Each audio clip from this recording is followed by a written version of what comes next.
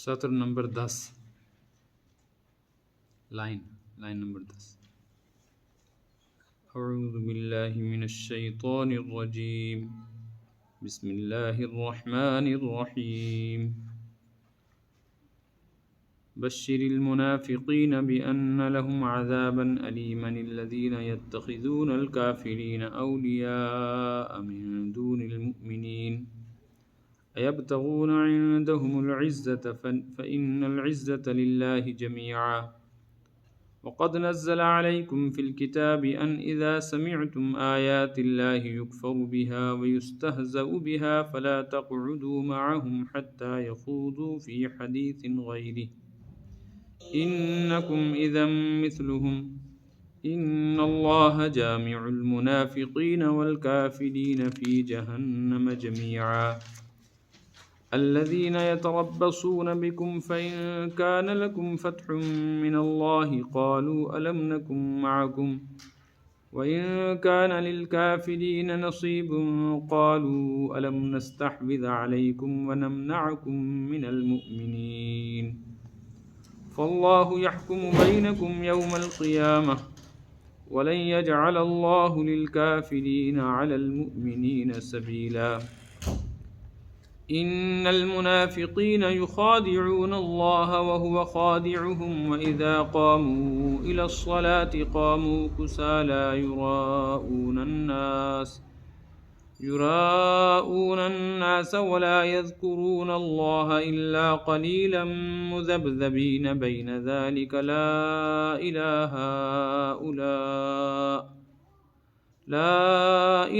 هؤلاء ولا إله هؤلاء ومن يضلل الله فلن تجد له سبيلا۔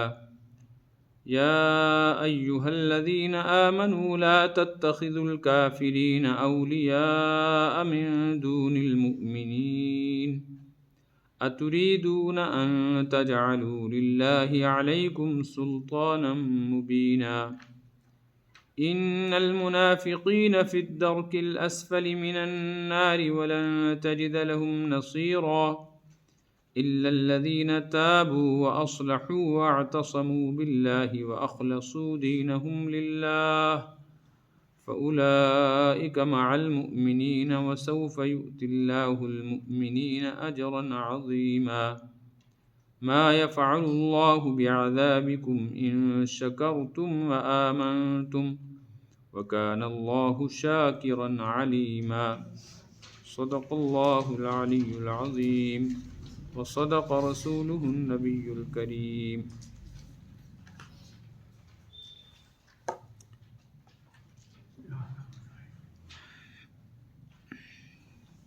آج جو آیتیں تلاوت کی گئی ہیں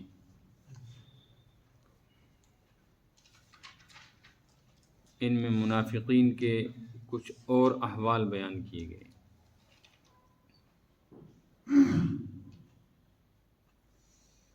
حالانکہ اب تک یہودیوں کا، نصارہ کا اور منافقین کا حال تفصیل سے آ چکا ہے، لیکن قرآن پاک میں موقع بموقع ان تینوں کا ذکر، پھر مشرکین کا ذکر بار بار آتا رہے گا۔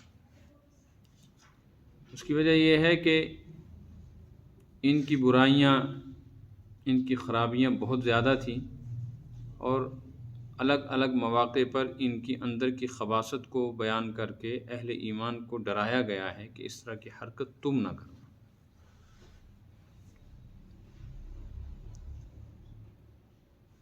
بشر المنافقین، بشر بشارت سے بنا ہے، اس کے معنی ہے خوشخبری۔ بشر المنافقین کا مطلب ہوا خوشخبری بتا دیجئے منافق، ان کو ایک خبر سنائیے، اچھی خبر۔ بِأَنَّ لَهُمْ عَذَابًا أَلِيمًا، خبر یہ ہے کہ ان کے لیے دردناک عذاب ہے۔ یہ بات پہلے بھی آ چکی ہے کہ عذاب کی خبر اچھی خبر نہیں ہے، لیکن قرآن پاک ایسے مواقع پر بشارت کا لفظ اس لیے بولتا ہے کہ ہر انسان کی یہ چاہت ہوتی ہے کہ اس وقت جو میری حالت ہے اب آئندہ آنے والی حالت اس سے بہتر ہو، ہر انسان یہ چاہتا ہے۔ جس حالت میں اس وقت انسان ہے، چاہے وہ کتنی بہتر حالت کیوں نہ ہو، اس کی چاہت یہ ہوتی ہے کہ جس حال میں اس وقت ہوں، اگرچہ یہ بہت اچھی ہے لیکن اب آئندہ اس سے بھی اچھی حالت ہونی چاہیے۔ اس طرح منافقین بھی چاہتے ہیں کہ ہماری حالت اور اچھی ہو۔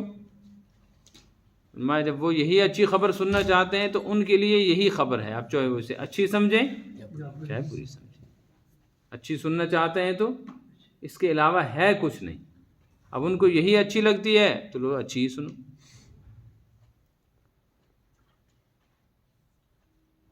وہ خبر یہ ہے کہ ان کے لیے ایک دردناک عذاب ہے، عذاباً علیما۔ دردناک عذاب کی تفصیل پیچھے آ چکی ہے کہ ہر تکلیف دردناک ہی ہوتی ہے، اور آخرت کی تو ہر تکلیف کا کہنا ہی کیا، پھر عذاباً علیما کا کیا مطلب ہوا؟ صرف اتنا بھی کہہ دیتے کہ ان کے لیے عذاب ہے تو بات پوری ہو گئی تھی، لیکن یہ بات پہلے آ چکی ہے کہ آخرت میں جہنم کا عذاب اتنا خطرناک ہے کہ اس عذاب سے عذاب کو خود تکلیف محسوس ہو رہی ہو۔ کون لوگ ہیں یہ منافق؟ ان کی آ رہی ہے آگے تفصیل۔ الذین یتخذون الکافرین اولیاء من دون المؤمنین، یہ منافق وہ لوگ ہیں جو دوست بناتے ہیں کافروں کو ایمان والوں کو چھوڑ کے۔ دوست بنانا چاہیے ایمان والوں کو، کیونکہ اپنے آپ کو حضور اکرم صلی اللہ علیہ وسلم کی خدمت میں آ کر مسلمان کہتے ہیں۔ منافق کہتے اس کو ہیں جو کافر ہو لیکن اپنے آپ کو ظاہر کرے مسلمان۔ تو جب یہ اپنے آپ کو مسلمان ظاہر کرتے ہیں تو دوستی کس کے ساتھ کرنی چاہیے تھی؟ جن کا دم بھرتے ہیں۔ لیکن اس کے مقابلے میں دوستیاں ان کی کافروں کے ساتھ ہیں۔ کیوں ہے ایسا؟ اصل میں ان کی ایک طمع، ایک لالچ ہے۔ جب یہ دیکھتے ہیں نا کہ کہیں پلہ بھاری ہے، ان لوگوں کو غلبہ ملنے والا ہے، کچھ میدان ان کے ہاتھ میں آ جائے گا، تو سوچتے ہیں ہم کیوں پیچھے رہیں۔ تو ان کے ذہن میں پورا ایک پلان ہے، ایک بات بیٹھی ہوئی ہے کہ مسلمان مکہ سے تنگ ہو کر بھاگ کے کہاں آئے ہیں؟ مدینہ۔ وہ تو بھاگنا کہتے تھے اس کو، انہیں کہتے ہجرت، وہ کہتے ہیں اس کو کہ بھاگ گئے وہاں سے تنگ آئے۔ تو جب یہ اپنے وطن میں رہتے ہوئے نہیں رہ سکے تو ہمارے ہاں کیسے رہیں گے؟ ہم بھی ان کو بھگا دیں گے، تو پھر کس کا رہے گا سارا نام؟ یہودیوں کا۔ تو غلبہ تو آخر میں یہودیوں کو ملنا ہے، کافروں کو ملنا ہے، منافقوں کو ملنا ہے، اس لیے دوستیاں کن کے ساتھ کرنی چاہیے؟ انہی کے ساتھ، تاکہ فائدے میں رہو۔ اللہ پاک فرماتے ہیں ایبتغون عندہم العزہ، کیا یہ منافق کافروں کے پاس جا کر عزت چاہتے ہیں؟ عزت کے دونوں معنی ہیں، ایک تو یہ معنی ہے جس کو ہم عزت کہتے ہیں، بھئی فلاں آدمی کی عزت کرو، اکرام، اور عزت کے معنی غلبے کے بھی ہیں، جیسے اللہ کا ایک نام ہے اللہ عزیز وہو العزیز، تو وہاں عزت کا مطلب ہے غلبے والا، طاقت والا، کہ اس کی دسترس سے، اس کی استعلاء اور استیلاء سے کوئی بھی باہر نہیں۔ دونوں معنی، کبھی تو ظاہری اعتبار سے عزت اور اکرام چاہتے ہیں، اور کبھی غلبے کی امید میں کہ کل ان کو کامیابی مل جائے گی۔ تو ان کو سن لینا چاہیے، ان العزت للہ جمیعا، عزت بھی اور غلبہ بھی تو اللہ ہی کے پاس ہے، اور اللہ ہی کے حکم سے ملنے والا یہ حق تو اللہ ہی کا ہے، یہ تو اللہ کی صفت ہے، غالب ہونا، عزت والا ہونا، تو اس کے ساتھ جڑنا چاہیے تھا، لیکن کفر کے ساتھ جڑتے ہیں۔ اب ایمان والوں کو ایک نصیحت کی جا رہی ہے۔ منافقین کی ایک بری حالت یہ تھی، اور مشرکین کی بھی تھی، کہ وہ بعض مواقع پر نبی پاک صلی اللہ علیہ وسلم کا مذاق اڑاتے تھے، کبھی قرآن پاک کا مذاق اڑاتے تھے، کبھی دین اسلام کی کسی حکم کا مذاق اڑاتے تھے۔ مختلف مواقع پر جیسی بھی صورتحال رہتی تھی، اس بات کی کوشش کرتے تھے کہ دین کی کسی چیز کا مذاق اڑائیں، اور اس کا مقصد یہ تھا کہ اس کو ایسا کھیل کھلونا بنا دو کہ سامنے والا پھر اس کام کے کرتے ہوئے یا اس بات کے کہتے ہوئے شرمائے۔ تو چاہتے تھے کہ جو مسلمان ہیں نا، وہ کسی طریقے سے مسلمان ہونے سے باز آ جائیں، واپس آئیں، اور جو بھی مسلمان نہیں ہوئے ہیں وہ رک جائیں۔ اس کے لیے یہ تھا کہ دین کو مذاق بناؤ، کھلونا بناؤ لوگوں کے سامنے۔ اب دین تو مذاق کھلونا ہے نہیں، لیکن ان کی طور طریقے، ان کی صورتیں یہی تھی، وہ کسی بھی چیز کی حقیقت کو مسخ کر دیتے تھے، اور اس کی کوئی نہ کوئی ایسی صورت بیان کرتے تھے لوگوں کے سامنے، پھر مذاق کرتے تھے، ٹھٹھا اڑاتے تھے کہ اسے بے ادبی ہوتی تھی، اور سامنے والے کو یہ تاثر دینا چاہتے تھے کہ اس میں کچھ بھی نہیں رکھا ہوا ہے، تو بس ایسے ہی۔ مشرکین کا بھی یہ حال تھا، جیسے وہ کہتے تھے اجی ہم کیوں مانے رسول؟ رسول ایسا ہوتا ہے؟ حضور کو کہتا ہے اچھا ایسا رسول ہوتا ہے؟ کیسا؟ کہ کھاتا بھی ہے پیتا بھی ہے، دیکھو جی چلتا بھی ہے رسول۔ حالانکہ یہ کوئی برائی نہیں تھی، یہ کوئی عیب نہیں تھا، تو اللہ کی شان ہے کہ وہ کھاتا پیتا نہیں ہے، سوتا نہیں ہے، اس کو دکھ درد تکلیف کا نہیں ہوتا۔ انسان کو تو ہوگا، نبی کو بھی ہوگا، ولی کو بھی ہوگا، لیکن ایک ایسی چیز جو کوئی بھی عیب نہیں ہے اس کو بھی اس انداز سے بیان کرتے تھے جیسے حقیقت میں بہت بڑا عیب ہے۔ ایسے جب نبی پاک صلی اللہ علیہ وسلم کے صاحبزادے کا انتقال کریں، اچھا دیکھو جی کہتا ہے نبی کہ میرا دین چلے گا ہمیشہ ہمیشہ، نام لینے والا بچہ کوئی ہے نہیں، یہ دیکھو جی اس انداز سے بیان کرتے تھے کہ کیا ہوتی تھی؟ بے ادبی، مذاق، مسخرہ پن، اور مقصد کیا تھا؟ کفر کرنا، لوگوں کو کہنا کچھ بھی نہیں۔ کبھی کبھی ایسا ہوتا تھا کہ یہ لوگ نئے نئے مسلمانوں کے پاس بیٹھ کر بھی منافق ایسی باتیں کرتے جو بالکل نئے مسلمان، جن کو ابھی پوری تفصیلات شریعت کی معلوم نہیں، کلمہ پڑھا دیکھا کہ باہر سے آیا ہے، دیہات سے آیا ہے، کسی گاؤں سے آیا ہے، کلمہ پڑھ لیا ہے، تو بس جب کہیں دائیں بائیں ایسے لوگوں کو دیکھ لیا نا تو ان کو بلا کر پوچھتے تھے تم نے سنا ہے کلمہ پڑھا ہے، کیا چیز تم کو نظر آئی اسلام کی اچھی؟ وہ بتاتے تھے کہ تم کو یہ ایک چیز نظر آ گئی، یہ 2 برائیاں نظر نہیں آئیں، ایک اچھائی نظر آ گئی، تمہیں کیا معلوم، ہم یہاں رہتے ہیں، ہم سے پوچھو کیا ہے۔ شکوک و شبہات میں مبتلا کرنا چاہتے۔ تو کبھی کبھی صحابہ کرام علیہم رضوان اس طرح کے جو تھے نئے نئے، تو وہ بیٹھ جاتے تھے ان کے پاس سننے کے لیے کہ کہتے کیا ہیں، حالانکہ ان کے دل کے اندر تو مکمل ایمان تھا، وہ تو کوئی ایسا اثر ڈال ہی نہیں سکتے تھے ان کے ایمان پہ، لیکن کسی وقت کوئی ایسی ضرورت، کوئی ایسی مجبوری ہوتی تھی کہ پاس بیٹھے تھے تو وہ اس طرح کے بکواسات شروع کر دیتے تھے۔ تو اس پر آیت نازل ہوئی وَقَدْ نَزَّلَ عَلَيْكُمْ فِي الْكِتَابِ، اے ایمان والو تم پر تو کتاب اللہ میں یعنی قرآن میں یہ بات نازل ہو چکی ہے، یہ حکم آ چکا ہے، ان اذا سمعتم آیات اللہ یکفر بها، کہ جب تم دیکھو کہ اللہ کی آیتوں کا انکار کیا جا رہا ہے، جہاں تم دیکھو کوئی شخص، کوئی جماعت، کوئی پارٹی، کوئی ایسی میٹنگ ہے جہاں اللہ کی کتاب کا، شریعت کا، کسی حکم کا انکار کیا جا رہا ہے، وَيُسْتَهْزَأُ بِهَا، یا مذاق اڑایا جا رہا ہے، انکار کرو یا مذاق، انکار مذاق کو لازم اور مذاق انکار کو لازم ملزوم ہے، تو تم کو یہ بات بتلا دی گئی ہے لا تقعدوا معهم، ہرگز ان لوگوں کے ساتھ نہ بیٹھا کرو۔ ہاں میں ہاں ملانا تو خیر کفر ہے ہی، لیکن بیٹھ کر سننے کی بھی اجازت نہیں۔ تم اپنے کسی کام سے گئے ہو، اپنا کام کرو، اور اگر تم کو لگتا ہے کہ یہ لوگ بکواس شروع کر رہے ہیں دین کے بارے میں، ہرگز وہاں نہ بیٹھو۔ حتی یخوضوا فی حدیث غیرہ، جب تک کہ یہ کوئی دوسری بات شروع نہ کر لیں، جب تک یہ دین کے متعلق بکواس کرتے ہیں تب تک بیٹھنے کی اجازت نہیں ہے۔ ہاں اگر اپنا ٹاپک بدل لیں، کوئی اور بات کریں دنیاوی، تو پھر خیر، کافر کے پاس بھی بیٹھنے کی مجبوری میں اجازت ہے۔ اور یہ بات آگے بھی آ رہی ہے، آپ دیکھیں اگلے پارے میں صفحہ نمبر کیا صفحہ نمبر آئے گا،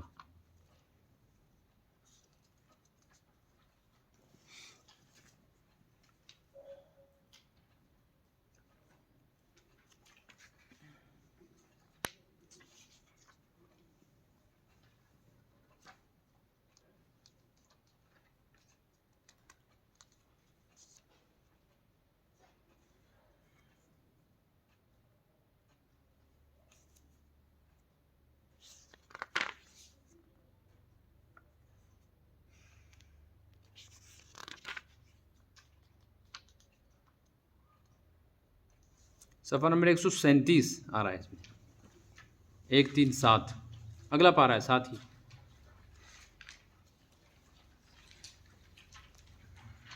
بالکل پہلی آیت ہے صفحہ نمبر وَإِذَا رَأَيْتَ الَّذِينَ يَخُوضُونَ فِي آيَاتِنَا فَأَعْرِضْ عَنْهُمْ حَتَّى يَخُوضُوا فِي حَدِيثٍ غَيْرِهِ، جب آپ دیکھیں کہ یہ لوگ ہماری آیتوں کے اندر خوض کر رہے ہیں،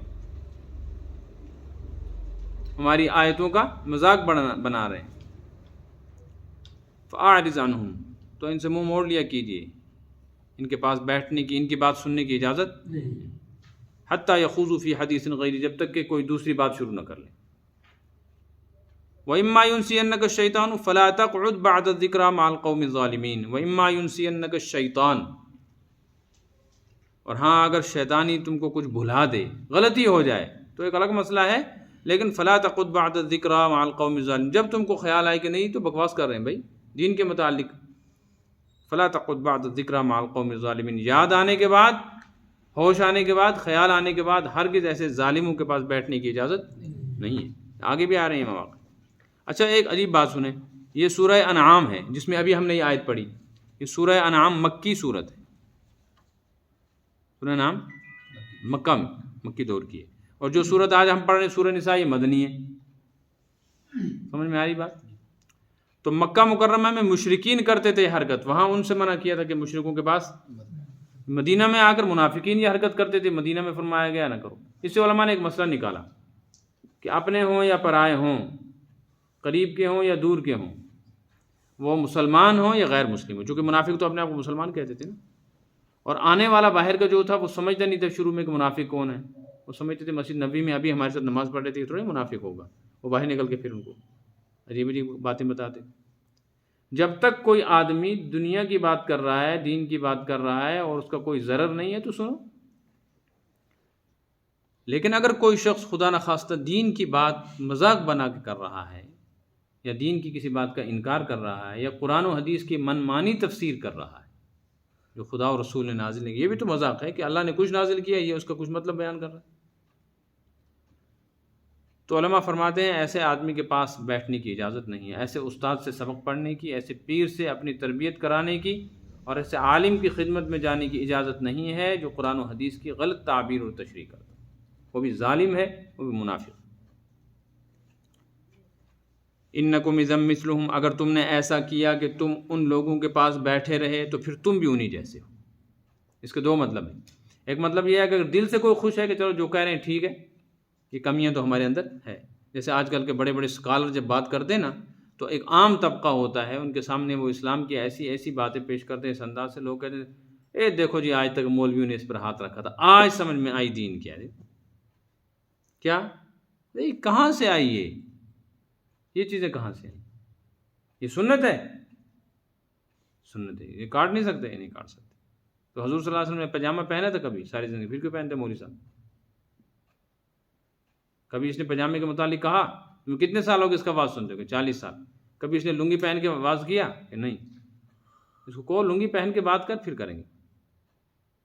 یہ تمہاری داڑھیوں کے پیچھے پڑا ہوا ہے، اپنا دین اس کو یاد نہیں، پھر کہتے کچھ نہیں ہے، اس کو کوئی گز وز نہیں لگا ہے، کوئی میٹر و فٹ نہیں لگا ہے۔ یہ دین کو ان نے اتنا بنا دیا ہے، یہ نہ کرو، وہ نہ کرو، یہ نہ کرو، الدین و یسر، دین تو آسان ہے، اس میں اتنی سختیاں نہیں ہیں جتنے مولویوں نے، مفتیوں نے، بزرگوں نے بنا دی ہیں۔ آسان ہے دین، قرآن ہمارے لیے، ہم قرآن کے لیے، قرآن کھولو، عربی سیکھو، پڑھو، اس میں سب ہدایت ہے۔ وَلَقَدْ يَسَّرْنَا الْقُرْآنَ لِلذِّكْرِ فَهَلْ مِن مُدَّكِرٍ، ہم نے قرآن کو آسان کیا۔ اچھا پھر اس پہ وہ بہت ساری باتیں بتاتے ہیں، تو سامنے کے مجمع کو کچھ پتہ، وہ کہتے ہیں دیکھو جی تعجب کی بات ہے، مولویوں نے 40 سال ہمیں اندھا کر کے رکھا، آج دین سمجھ میں کرتے ہیں۔ ایک یہ صورت ہوتی ہے، فرماتے ہیں انکم اذا مثلہم، اگر ایسا ہے کہ تم دل سے بھی ان کی باتوں کو اچھا سمجھتے ہو، پھر تو تم وہی ہو، پھر تم منافقوں کے ساتھ ہو تو منافق ہی ہو، اور کافروں کے ساتھ بیٹھے ہو تو کافر ہو، بے دینوں کے ساتھ بیٹھے ہو تو۔ اور اگر تم دل سے ان کی باتوں کو تسلیم نہیں کرتے اور سمجھتے ہو کہ یہ غلط کہہ رہے ہیں لیکن چپ ہو، تو پھر انکم اذا مثلہم، پھر تم ظاہر میں تو انہی کے ساتھ ہو، اس کا وبال پڑ سکتا ہے کہ موت سے پہلے ایسے ہو جاؤ گے، موت سے پہلے ایسا ذہن بنے گا۔ اس لیے حدیث میں لا تصاحب الا مومنا، ہرگز مومن کے علاوہ کسی کے ساتھ نہ بیٹھو۔ اٹھنا بیٹھنا کس کے ساتھ رکھو؟ کیوں؟ منافق کے ساتھ بیٹھو اٹھو گے تو اس کے ابھی نہیں، معال میں آگے چل کر انجام ہو۔ غالباً حضرت حسن بصری رحمۃ اللہ علیہ نے فرمایا، گناہ کر کے مطمئن نہ ہو کہ ہم پر تو گناہ کا اثر ہی نہیں ہوا۔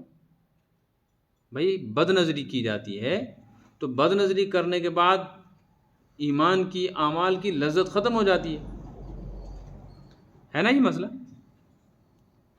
کیونکہ حدیث میں آیا ہے، اللہ پاک فرماتے ہیں جو بندہ مجھ سے ڈر کر اپنی نظر کو محرم سے ہٹا لے، حرام چیز سے ہٹا لے، تو میں اس کے دل کے اندر ایسی لذت پیدا کروں گا جس سے وہ ایمان کی مٹھاس کو محسوس کرے۔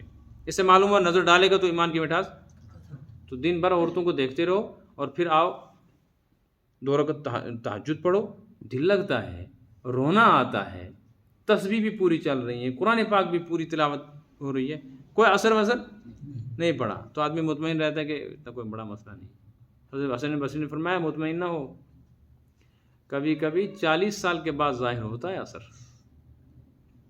کہ کوئی 40 سال کے بعد نے فرمایا،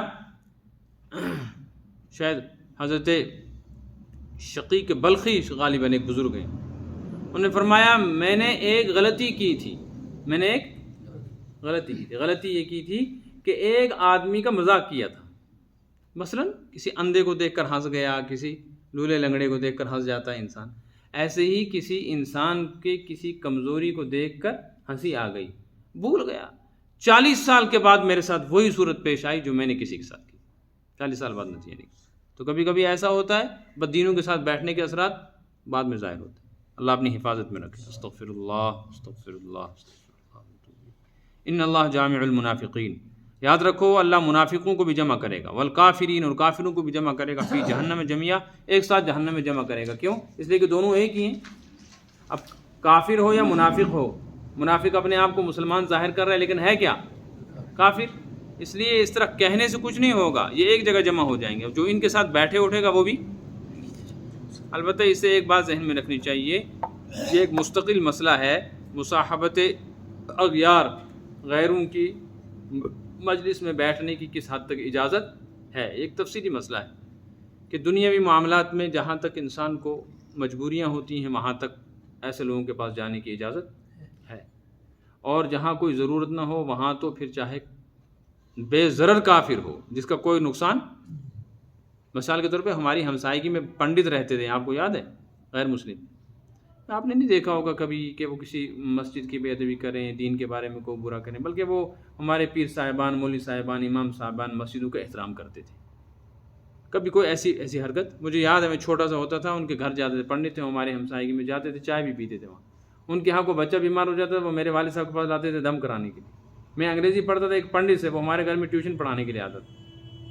تو ایسا ماحول تھا کہ کبھی کوئی شکایت دین کے سلسلے میں ان سے نہیں ہوئی، بلکہ دنیا میں معاملات میں بھی کوئی شکایت نہیں۔ پھر بھی شریعت یہ چاہتی ہے کہ ضرورت نہیں ہے اور ان سے کوئی ضرر بھی نہیں تو ان کے پاس مت بیٹھ، کفر کی نحوست پڑتی ہے، اور اگر ضرورت ہے دنیاوی تو ان کے پاس جا سکتے ہیں، دینی کوئی ضرورت تو ان کے پاس ہے ہی۔ لیکن جو شخص ایسا ہو کہ اس سے دنیاوی ضرورت ہے مگر اس سے دین کا خطرہ ہے کہ وہ دنیا کی ضرورت کے سلسلے میں آپ جائیں گے تو آپ کے دین کو نقصان پہنچائے گا، تو پھر ایسے شخص کے پاس جانے کی اجازت نہیں، چاہے پھر وہ کافر ہو یا مسلمان ہو، اس کے پاس بالکل جانے کی اجازت نہیں۔ ایسے لوگوں سے قطع تعلق کرنا چاہیے۔ الذین یتربصون بکم، یہ وہ لوگ ہیں منافق اور کافر جو اس انتظار میں رہتے ہیں کہ تمہارے اوپر حالات آ جائیں، تمہاری طاق میں رہتے ہیں مسلمانوں کی۔ فَإِن كَانَ لَكُمْ فَتْحٌ مِّنَ اللَّهِ، اگر تم کو اللہ کی طرف سے کوئی کامیابی ملتی ہے، کوئی نعمت ملتی ہے، مثلا میدان جہاد میں کامیابی مل گئی، قالوا وَلَمْ نَكُن مَّعَكُمْ، کہتے ہیں ہم تمہارے ساتھ تھے نا، بھائی ہم تو تمہارے ساتھ، ہم تو تمہارے آدمی ہیں، کچھ ہمیں بھی مال غنیمت میں سے دے دو۔ وَإِن كَانَ لِلْكَافِرِينَ نَصِيبٌ، اور اگر حصہ ہو جائے کافروں کا، ان کے نصیب میں لکھی ہو کامیابی، کبھی کبھی ایسا ہو سکتا ہے دنیاوی اعتبار سے۔ قالوا وَلَمْ نَسْتَحْوِذْ عَلَيْكُمْ وَنَمْنَعْكُمْ مِنَ الْمُؤْمِنِينَ، تو پھر کافروں کو جا کر کہتے تم کو پتہ ہے جب جنگ ہو رہی تھی ہم نے تم کو گھیر لیا تھا، یعنی مسلمانوں نے، ہم نے تو تمہارے اوپر حملہ کر کے تم کو ختم کر دینا تھا، لیکن ہمیں یاد آ گیا کہ تم ہمارے آدمی ہو، نمنعکم من المؤمنین، ہم نے ایمان والوں کو تم پر قبضہ کرنے نہیں دیا، حملہ کرنے نہیں دیا، ہم رکاوٹ بن گئے بیچ میں، پتہ ہی نہیں چلا کسی کو، تو تمہارے بچانے میں ہم نے بڑا کردار ادا کیا ہے، ورنہ تم آج صفحہ ہستی سے مٹ گئے ہو۔ تمہیں نہیں معلوم کتنی ہم نے تمہارے ساتھ ہمدردیاں کی میدان جہاد میں، مسلمان جب جہاد کر رہے تھے اس جنگ میں بچانے میں تمہارے ہم ہی کام آئے۔ اب اگر ہم کام آئے ہیں بھائی ہماری وجہ سے تم بچے ہو تو جو کچھ تمہیں ملا ہمیں بھی دو، بس ادھر سے بھی کچھ مل جائے ادھر سے بھی مل جائے۔ اللہ پاک فرماتے ہیں فاللہ یحکم بینکم یوم القیامہ، تمہارے درمیان اللہ قیامت کے دن فیصلہ کر دے گا، یعنی اس وقت کھل کے سامنے آ جائے گا تمہارا اصل مقصد کیا ہے، ایمان والے کدھر جائیں گے، کافر کہاں جائیں گے، منافق ہیں۔ وَلَن يَجْعَلَ اللَّهُ لِلْكَافِرِينَ عَلَى الْمُؤْمِنِينَ سَبِيلًا، اور ہرگز مسلمان پریشان نہ ہوں، اللہ ہرگز بھی کافروں کو مسلمانوں کے اوپر غلبہ نہیں دے گا، لن یجعل، ہرگز نہیں دے گا۔ لیکن اس وقت دیکھو تو کیا ہے، کافروں کا غلبہ۔ اب یہ اصل میں عربی آتی ہوتی تو اس میں تھوڑی سی لمبی بات کرنی تھی تو بات سمجھ میں آتی۔ یہ جہاں یہودیوں کا ذکر آیا تھا کہ ہمیشہ وہ ذلت و مسکنت میں رہیں گے، وہاں بات آئی تھی کہ اس وقت تو یہودی کہیں ذلیل نہیں ہیں، ساری دنیا پہ چھائے ہوئے، تو ذلت مسکنت کا کیا مطلب، ایسے اس کا کیا مطلب؟ مطلب یہ ہے اللہ پاک فرماتے ہیں لن یجعل اللہ للکافرین، اللہ کافروں کو راستہ نہیں دے، علی المؤمنین، کس پر؟ علی المسلمین نہیں کہا، علی المؤمنین۔ اور قرآن پاک میں ہے وانتم الاعلون ان کنتم مؤمنین، اگر تم سچے پکے مومن ہو جاؤ تو کافر قوت و طاقت کے باوجود کبھی بھی کامیاب نہیں ہو سکتا، لیکن اگر تم نام کے مسلمان رہو تو پھر تمہارے ڈنڈے مقدر میں لکھے ہوئے۔ تو غلبہ جو ہے نا وہ ایمان کے ساتھ ہے، خالی اسلام کا نعرہ لگانے سے کامیابی نہیں ہوگی۔ اس وقت ساری دنیا میں دیکھیں، ہم تو مسلمانوں کو کہتے ہیں، ہم دیکھتے کہتے ہیں یہ کون سا مومن ہے بھائی، یا کہتے ہیں میں مومن ہوں، یہ وہ ایمان کرتے ہیں نا۔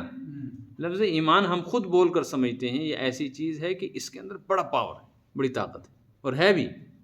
آج دنیا میں جو حالات بنے ہوئے مسلمان کمزور ہیں، اس کی بنیادی وجہ ہے کہ ہمارے اندر سے ایمان نکل گیا ہے۔ یہ پیچھے آ چکی ہے یا ایھا الذین آمنوا آمنوا باللہ ورسولہ، اے ایمان والو ایمان لاؤ، یعنی ظاہری مسلمانوں حقیقی ایمان لے آؤ۔ چونکہ آج اعمال کے اعتبار سے، معاملات کے اعتبار سے، عبادات کے اعتبار سے، معاشرت کے اعتبار سے، اخلاقیات کے اعتبار سے، اعتقاد کے اعتبار سے مسلمان جس درجے میں پہنچ گئے ہیں، جس کمزوری میں ہیں، ایسی حالت میں ممکن نہیں ہے۔ یہ بالکل ایسے ہے جیسے دلہن انگوٹھی لگائے گی، سونے کی انگوٹھی لگائے گی، اس کی زینت بنے گی، اور اس کو یہ انگوٹھی ہدیے میں دی جائے گی۔ لیکن اگر یہ انگوٹھی ٹوٹ کے ٹکڑے ٹکڑے ہو گئی ہو سونے کی، قیمت تو اس کی برقرار ہے، قیمت میں تو کوئی فرق نہیں ہے، کیونکہ وہ تو وزن سے چلے گی، لیکن یہ پہننے کے لائق نہیں۔ اگر یہ پہنے گی اور ٹوٹی ہوئی انگوٹھی پہن کر کہاں جائے گی؟ سسرال، لوگ کیا کہیں گے؟ جب فقیر کی لڑکی آئی ہے، جس کے گھر میں ایک انگوٹھی نہیں تھی، یہ کسی کو کہے کہ بھئی یہ بھی وہی 10,000 کی انگوٹھی، یہ بھی ہے، فرق کیا ہے؟ وہ ٹوٹی ہوئی ہے، ٹوٹنا عیب ہے، اس کی وہ پھر حیثیت نہیں رہی۔ ایسے ہی مسلمان کا ایمان کے اعتبار سے، اعمال کے اعتبار سے کمزور ہو جانا بہت بڑا عیب ہے، اس کی پھر وہ حیثیت نہیں رہتی۔ قیمت تو عند اللہ ہے، جنت میں تو یہ جائے گا، لیکن دنیا میں اس کی یہ حیثیت نہیں رہے گی۔ ان المنافقین یخادعون اللہ وهو خادعهم، منافق چال بازیاں کرتے ہیں اللہ کے ساتھ، دھوکہ دینا چاہتے ہیں، وهو خادعهم، اور اللہ انہی کی چال ان پر پھیر رہا ہے۔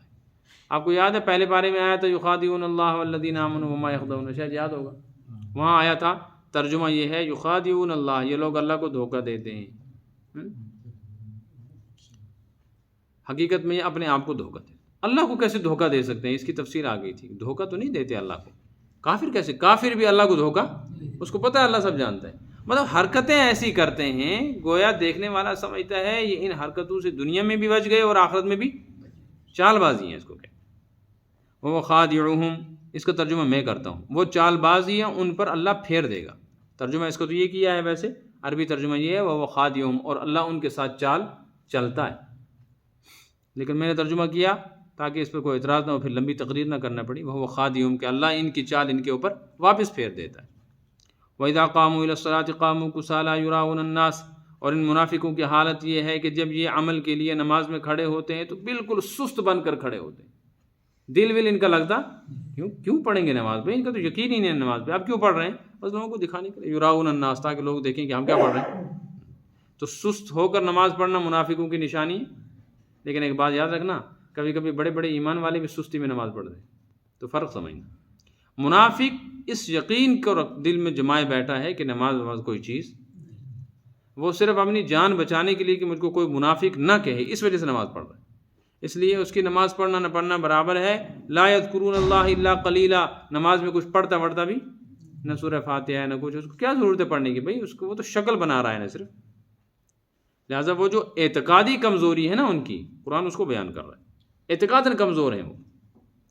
اور ایمان والا اگر نماز کو جانتا ہے، مانتا ہے، لیکن تھکاوٹ کی وجہ سے سستی ہے، بیماری کی وجہ سے، کمزوری کی وجہ سے سستی کے ساتھ نماز پڑھتا ہے، یا تھکاوٹ ہے یا کوئی تکلیف ہے، یا ایسے ہی کبھی کوئی دل نہیں لگ رہا ہے نماز پڑھنے میں، بے توجہ کے ساتھ نماز پڑھتا ہے، تو وہ منافق نہیں ہے، یہ ان کی حالت وہ ایمان کی کمزوری کا اثر ہے۔ وہ نماز بہرحال نماز ہے اور وہ قبول بھی انشاءاللہ ہو جائے گی۔ منافقوں کی حالت یہ ہے کہ وہ نماز میں جب کھڑے ہوتے ہیں ایسے ہی نماز کا ذکر کر کے سارا دین لیا کہ دین کے کسی بھی کام کو جب کریں گے کسالہ، دل نہ چاہتے ہوئے کریں گے، یراؤن الناس، مقصد کیا ہوتا ہے؟ لوگوں کو دکھانا۔ مسلمان تھوڑے لوگوں کو دکھاتا ہے، وہ تو جب نماز پڑھے گا اللہ ہی کے لیے پڑھے گا، البتہ کبھی کمزوری ہے، کبھی بیماری ہے، کبھی سستی ہے، تھکاوٹ ہے۔ لا یذکرون اللہ الا قلیلا، اور منافق اللہ کا ذکر بھی نہیں کرتے مگر بہت تھوڑا، بس دیکھو دکھاوے کے لیے تاکہ ہم مسلمان شمار ہوں۔ مذبذبین بین ذلک، ڈگمگا رہے ہیں ادھر بھی اور ادھر بھی، لا الہ ہؤلاء ولا الہ ہؤلاء، نہ پورے ادھر ہیں نہ پورے کافروں کے ساتھ جا کر ملتے ہیں، سوچتے ہیں ہو سکتا ہے کافروں کے ساتھ مل جائیں، ہو سکتا ہے مسلمان ہی کل کامیاب ہو جائیں تو پھر ہمارا تو کچھ، اور چلے جاتے ہیں مسلمانوں کے پاس تو ڈرتے ہیں ہو سکتا ہے یہ ہار ہی گئے اور کل کافر جیت گئے تو پھر ہمیں کیا ملے گا، اس لیے کبھی ادھر جاتے ہیں کبھی، یہ منافقوں کی نشانی۔ یاتی ہؤلاء بوجہ وہؤلاء، اس کو ذو الوجہین کہا گیا حدیث میں، دو چہروں والا، اس کے پاس گئے اس کی بات کرتا ہے، اس کے پاس گئے اس کی بات۔ البتہ ایک موقع پر یہ صورت جائز ہے، اس کے پاس جاؤ اس کی بات کرو، اس کے پاس جاؤ، جب دو مسلمانوں کا آپس میں اختلاف ہو اور ان دونوں میں صلح کرانی ہو تو اس کی بات جا کر اس کو بتاؤ، اس کی بات جا کر اس کو بتاؤ، اور مقصد یہ ہو کہ ان دونوں میں صلح ہو اور وہ بات خیر کی ہو، کہ نہیں جی وہ تمہارے بارے میں ایسا کہہ رہا تھا اور ہمیں بھی تمہارا ہمدرد ہوں، اس کو جا کر کہتا ہے میں بھی تمہارا ہمدرد ہوں۔ ورنہ اس کے علاوہ جو صورت ہوتی ہے منافقوں کی وہ یہی ہے کہ اپنے مفاد کے لیے ایسا کرتے ہیں۔ ومن یضلل اللہ، اللہ ہی جس کو راستہ نہ دے، فلن تجد له سبیلا، اس کو تم ہرگز راستے پر نہیں پاؤ۔ من یضلل اللہ کا ترجمہ ہے جس کو اللہ گمراہ کر دے، لیکن اب میں ترجمہ اس لیے کرتا ہوں کہ اگر وہ ترجمہ کرے پھر سوال ہے اللہ گمراہ کرے، اللہ کیوں گمراہ کرے گا، پھر اس کو اللہ گمراہ کرے گا، اس بیچارے کا قصور کیا ہے، اس لیے اس سب سے بچنے کے لیے ترجمہ کرتا ہوں من یضلل اللہ، جس کو اللہ ہی راستہ نہ دکھائے، فلن تجد له سبیلا، اس کو کوئی راستہ دکھانے والا ہرگز تم نہیں دیکھو گے کہ وہ راستے پہ چل رہا ہے۔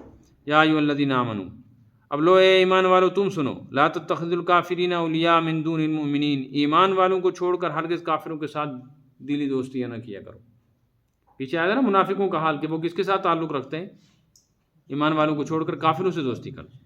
ایمان والوں کو بتلایا کہ تم ایسا نہیں کرنا، تمہیں جب بھی دوستی کرنی ہو تو ایمان والے سے کرو۔ حدیث میں ہے المرء علی دین خلیلہ فلینظر الی من یخالل، اور کما قال علیہ الصلوۃ والسلام، آدمی اپنے دوست کے طریقے پر چلتا ہے، اسی کے اطوار و عادات اپناتا ہے، دیکھ لینا چاہیے کس سے دوستی کر رہا ہوں۔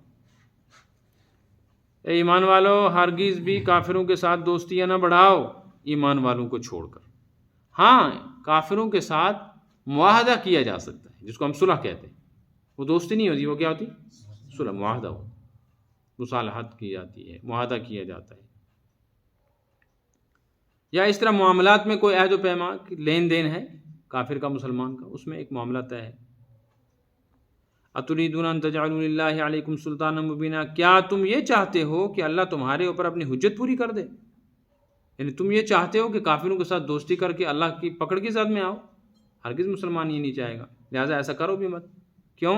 ان المنافقین فی الدرک الاسفل من النار، منافق تو جہنم کے سب سے نچلے طبقے میں جائیں گے، درک اسفل۔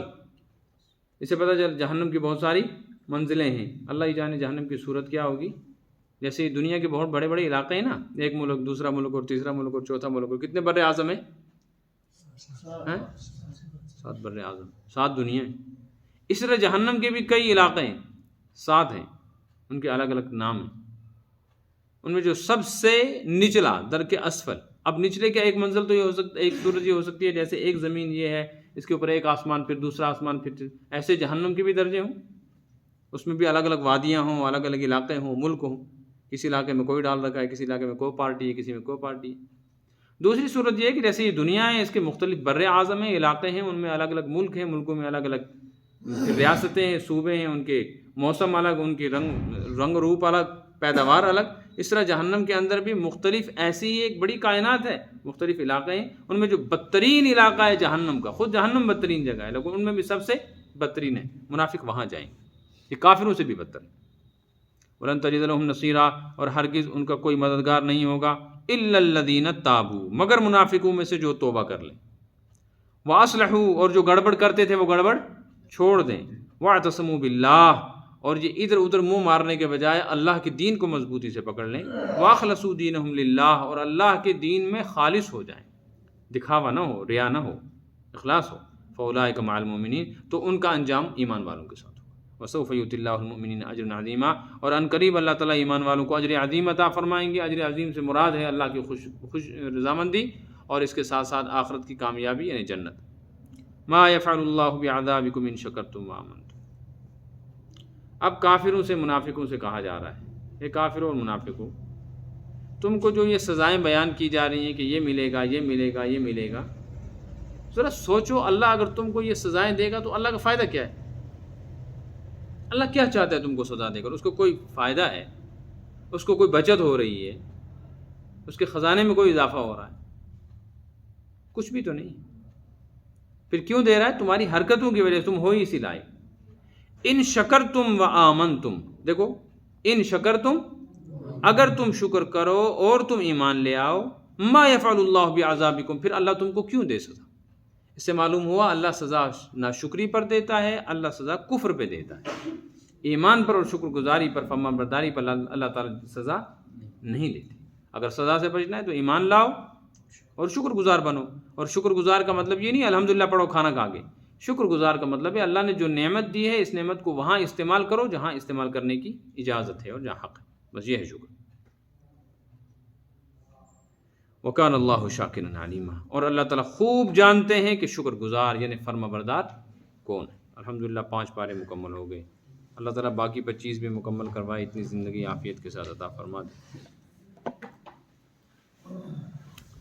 اللہم تقبل فإنک خیر المتقبلین، یا مجیب الداعین یا سمیع الدعاء و یا مجیب النداء، علیک التکلان وانت المستعان، تبرأت من حولی وقوتی والجأت الى حولک وقوتک، اللہم ربنا انا تبرأنا من حولنا وقوتنا والجأنا الى حولک وقوتک، ولا تکلنا الى انفسنا ولا تکلنا الى غیرک وسواک طرفۃ عین، وكن لنا وليا وكفيلا ووكيلا، وكن بنا رؤوفا عطوفا ودودا لطيفا، وافعل بنا ما أنت أهله ولا تفعل بنا ما نحن أهله، فإنك أهل التقوى وأهل المغفرة، اللهم أحينا بالقرآن وتوفنا بالقرآن واحشرنا بالقرآن واجعلنا من أهل القرآن، اللهم اجعل القرآن ربيع قلوبنا ونور صدورنا وجلاء أحزاننا وذهاب همومنا وغمومنا وضياء أبصارنا ووجوهنا،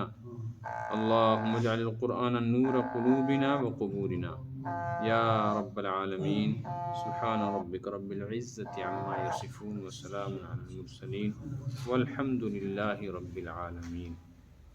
دعا کرتے رہیں کہ اللہ پاک صحت، عافیت اور سلامتی کے ساتھ یہ سلسلہ جاری رکھے، اور اللہ ہمیں توفیق دے کہ 5 پارے مکمل ہوئے۔